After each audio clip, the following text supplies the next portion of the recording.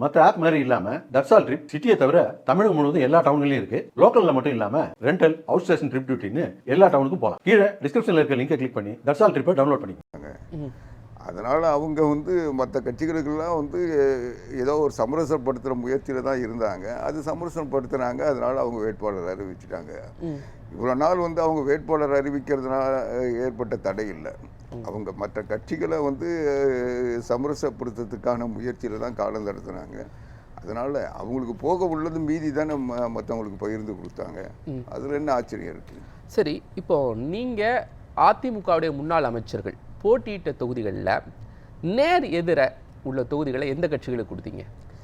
அது ஒரு 234 தொகுதியும் அனைத்து இந்திய அண்ணா திராவிட முன்னேற்ற கழகத்தின் தலைமையிலான தேசிய ஜனநாயக கூட்டணியினுடைய வேட்பாளர்கள் தான் போட்டியிடுறாங்க. அதில் எந்த தொகுதியில் யார் போட்டியிடணுன்றது அந்த தோழமை கட்சிகளுடைய விருப்பத்தின் அடிப்படையில் அவர்கள் போட்டியிடுறாங்க. அதனால் அவங்களுக்கும் இடம் தரணும்ல. இப்போ மற்ற இடத்துலலாம் நாங்கள் போட்டியிடுற இடத்துல யாருமே திமுக அமைச்சர்கள் இல்லையா? நீங்கள் ஒரு கணக்கீடு சொல்லுங்களேன். ஒரு அதிமுகவுடைய வலிமையான முன்னாள் அமைச்சருக்கு எதிராக திமுகவுடைய அமைச்சர் யார் வலிமையானவர்னா ஏன் எத்தனை கட்சிகளை கூட்டு சேர்த்துக்கிட்டு இருக்காங்க? யாரும் வலிமையானவர் இல்லை. அமைச்சர்ன்றதுனால அவங்களுக்கு என்ன தனி அதிகாரம் ஏதாவது தராங்களா வேட்பாளர்ன்றதுல? இன்னைக்கு முதலமைச்சர் எதிர்த்து அதிமுக தான் நிற்கிது. துணை முதலமைச்சர் எதிர்த்து அதிமுக தான் நிற்கிது. அடுத்த நடையில் இருக்கிற துரைமுருகனை எதிர்த்து அதிமுக தான் நிற்கிது. நீங்கள் யாரோ ஒருத்தர் இப்போ திருவண்ணாமலையில் ஏவாவேலை எடுத்து பாரதிய ஜனதா கட்சி நிற்கிது.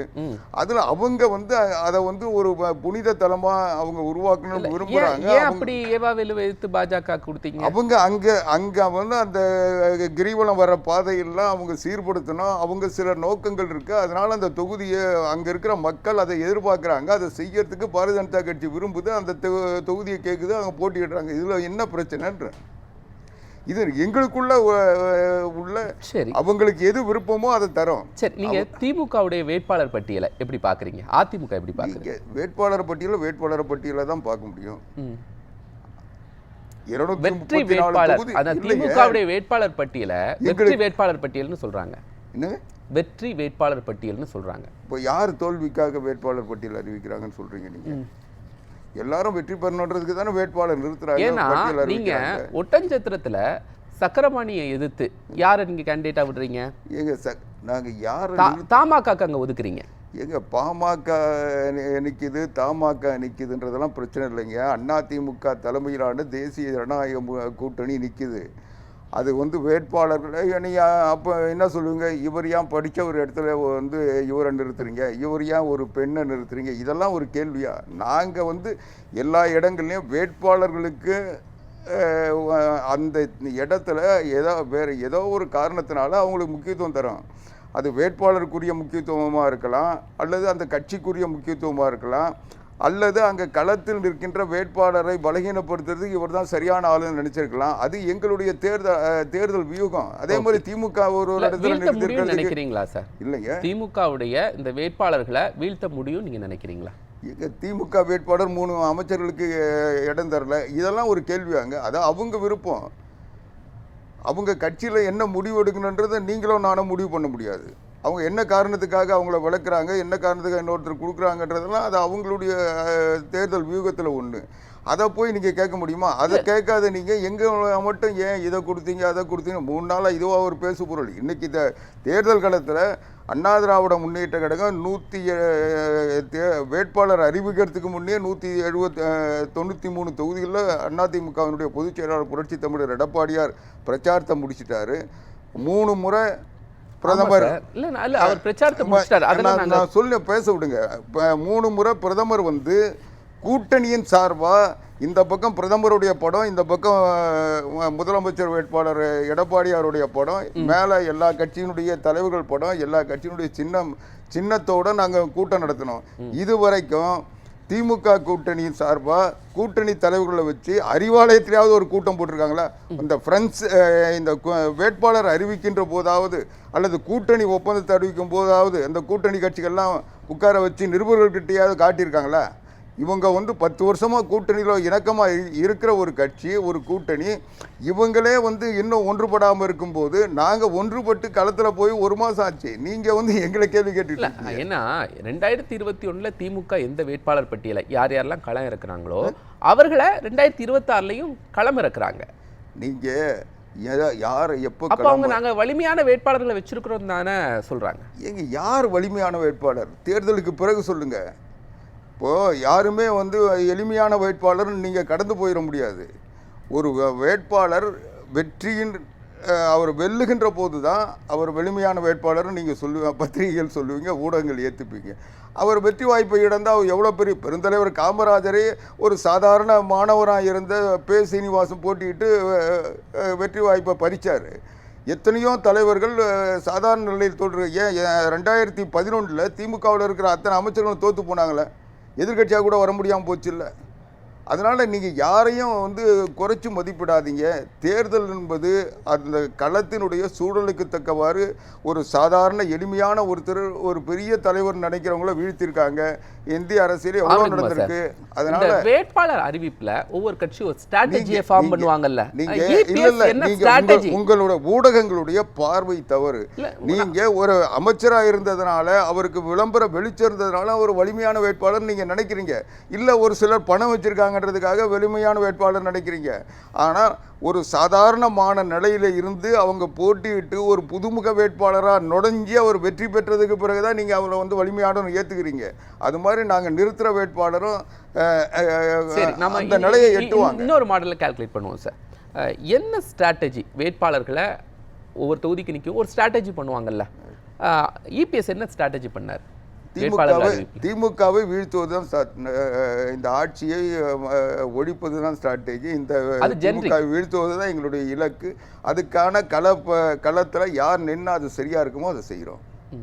வேற ஸ்பெசிஃபிக்காக ஏதாவது ஸ்ட்ராட்டஜி ஏதாவது ஸ்பெசிஃபிக்காலாம் கிடையாது. இது வந்து ஆட்சி மாற்றத்திற்கான தேர்தல். இந்த ஆட்சி மாற்றத்தை உருவாக்குகின்ற வேட்பாளர்களை 234 இடங்களில் நிறுத்தி இருக்கிறோம்.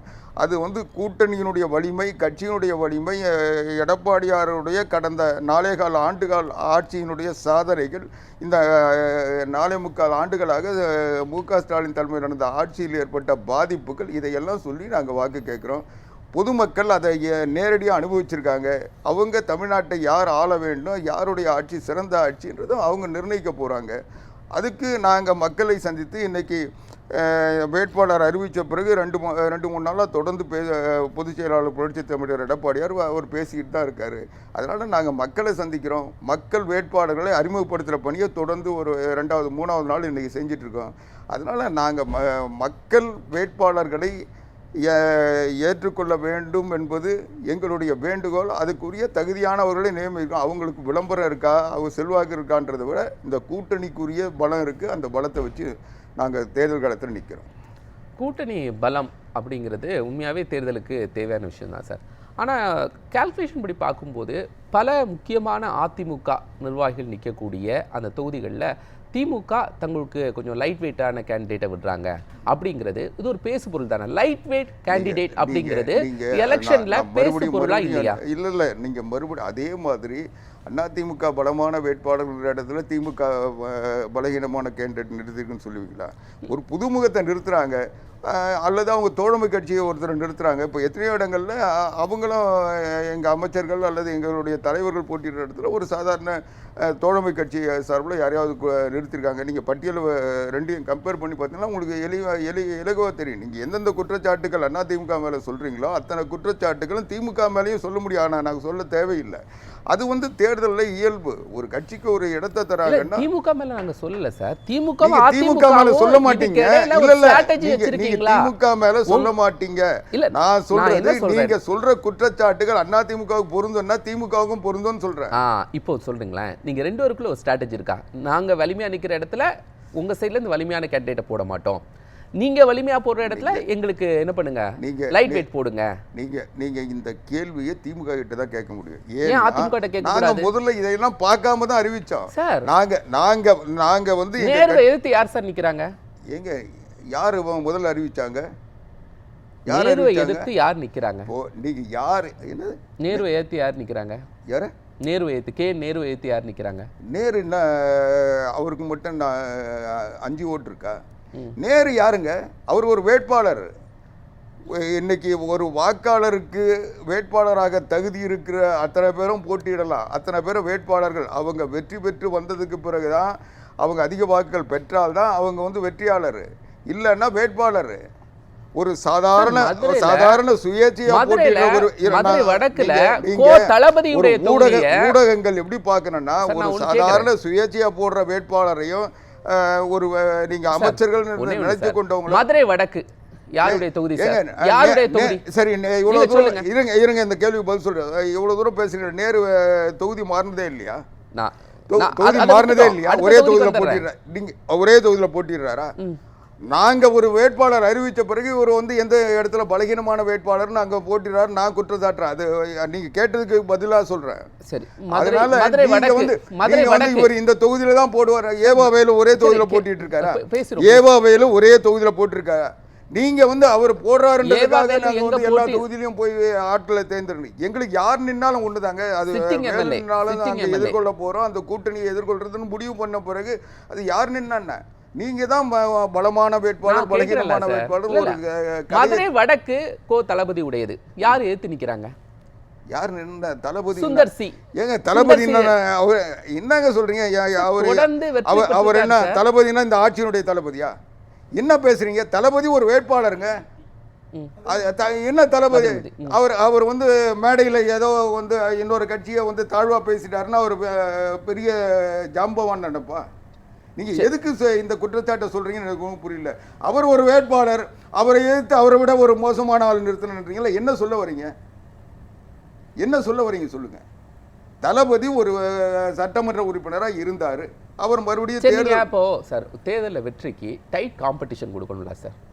என்னது டைட் காம்படிஷன் இருக்குல்ல, அது எல்லா ஆஸ்பெக்ட்ஸ்லையும் கொடுக்கணும்ல. அப்படி எந்தெந்த தொகுதிகளில் நான் டைட் காம்படிஷனை கொடுத்துருக்கீங்க அப்படி நீங்க சொல்லுங்களேன். நாங்க 234 தொகுதியிலும் வெற்றி பெறுகின்ற வேட்பாளர்களை தான் நிறுத்தி இருக்கிறோம். நான் முடிச்சிடுறேங்க. நீங்க கேட்ட கேள்விக்கு நாங்க முதல்ல வேட்பாளர் அறிவிச்சிட்டோம்.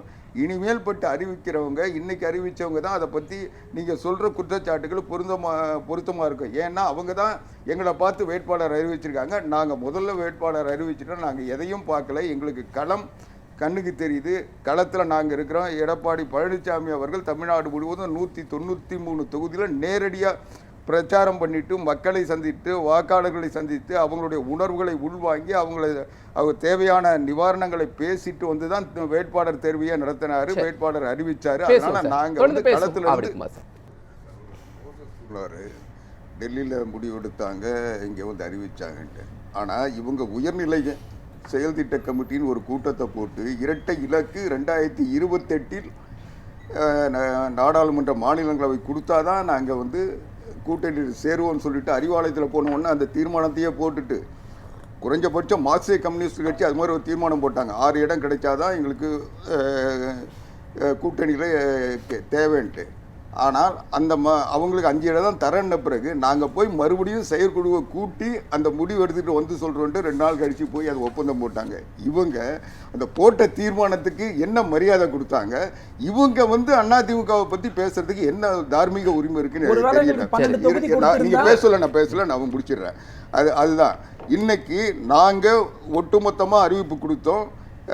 தேர்தல் அறிக்கையிலிருந்து வேட்பாளர் பட்டியலிருந்து அறிவிச்சுட்டு நாங்கள் களத்தில் இருக்கிறோம். அதனுடைய அடிப்படையில் இன்னைக்கு கரூரில் போட்டியிட இவங்க பெரிய பலமான கேண்டிடேட்னு சொல்லிட்டு இருந்த செந்தில் பாலாஜி இன்னைக்கு பிஜேபி எங்கே போட்டியிடுதுன்னு பார்த்து அங்கே போயிருக்காரு. அதனால ஓடிக்கிட்டு இருக்கிறது அவங்க தான். இன்னைக்கு நாங்கள் வந்து களத்தில் வலிமையாக இருக்கிறோம். அதனால நாங்கள் வந்து எந்த தொகுதின்றதை யார் நிற்கிறாங்க, யார் நிற்க போகிறாங்கன்றதை எங்களுக்கு தெரியாது. ஆனால் நாங்கள் அறிவித்தோம். இன்னைக்கு கூட கயல்விழி செல்வராஜ் போட்டியிடலை, மனோ தங்கராஜ் போட்டியிடல, காந்தி போட்டியிடல, பொன்முடி போட்ட அந்த பட்டியலில் இல்லை. அதனால அதை நாங்கள் விமர்சனம் பண்ணல. அதனால யார் போட்டியிடுறாங்கன்னு எங்களுக்கு தெரியாது. ஒன்று செய்தி சொல்றேன். மரியாதைக்குரிய இதாயத்துல்லா ஒரு கருத்தை ரொம்ப வருத்தத்தோடு சொன்னார். சேப்பாக்கம் தொகுதியில் நிச்சயமாக ஒரு வலிமையான வேட்பாளர், உதயநிதி அவர்களை வீழ்த்துகின்ற வேட்பாளர், அதிமுகவில் அனுபவம் உள்ள வேட்பாளர் நிறுத்தப்படுவார். அவர் களத்தில் இருக்கிறார், இருப்பார், அறிவிக்கப்படும்.